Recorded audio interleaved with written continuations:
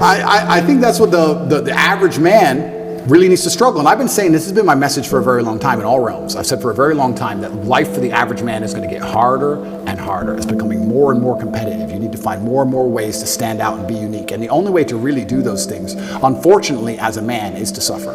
And that's one of the reasons I'm kind of glad that God put me in jail, because if you look at anything that builds a man into a man, there's a degree of suffering. It's very hard to become a man and have a man who's respected and has stories and is capable when he only had a nice life and nice experiences. It's usually the things that made you the best version of you are usually the worst things that happened to you. So the demons I carry from jail, the fact that I can't sleep, I've had girls say to me, you can't sleep, you need to see a psychiatrist. And I said, absolutely not.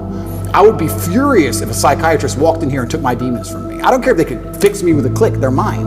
And they were bestowed to me by God. And they are mine to deal with, and they are mine to fix, because that's how I become a better version of me. I would be furious if someone took them away from me. I'm glad I can't sleep. Good, I can train endlessly. That's why I'm bigger than I've ever been. I'll train I'm not gonna waste a minute. But all the demons that have been given to me by God and all the problems that have been given to me by God are mine to fix. I would never ever allow anybody else to take them from me. I'd be furious. If a psychologist came in and said I could cure you, I'd say, no thank you, I will cure myself. I don't care if it takes 10 years. I'll cure myself, that's my job. And I know that when that's done, I will be more mentally resilient than I ever would have been without jail. That's the whole point of it, right? So many men say, I want to be the man, but they don't want to suffer, they don't want to fight, and I don't understand why, because even if you look at a superhero movie, they tell you, even in superhero movies, they make it very clear, Batman's parents died, that's why he's Batman.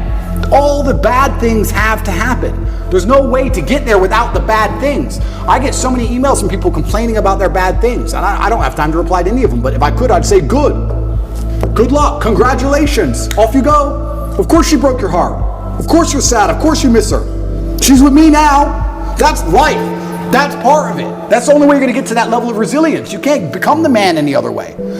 So yeah, I thank God for everything bad that's ever happened to me and all the demons, and I trust that he's not gonna give me anything I cannot, in the end, decipher and deal with. In the end, I think it's a puzzle, and you decipher it, and you work out the best way to deal with it, and you internalize the good parts, and you become a better and stronger and more resilient person for it.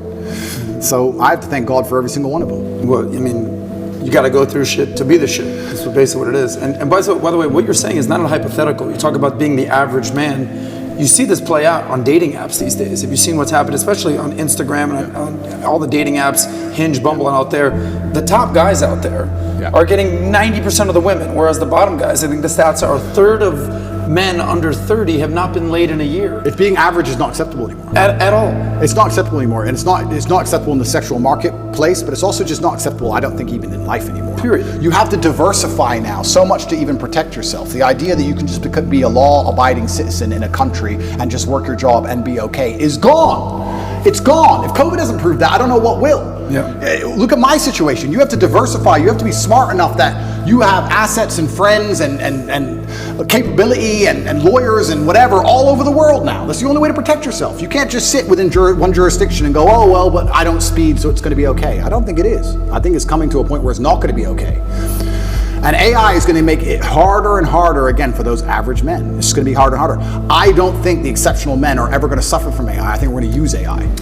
I'm starting to say that now. I'm glad I'm not young. Because I'm telling you, it's going to be scary, right? Because the world is hyper-competitive. Every single thing in the world is competition. I don't think people realize I'm a hyper-competitive person because I understand that every single thing I want, somebody else wants.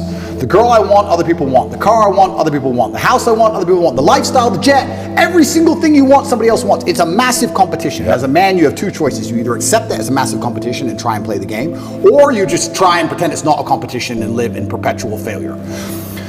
And it's going to become hyper-competitive, the world already is. You're not going to be able to compete with a person with a computer brain. So you're going to have it because you can't compete.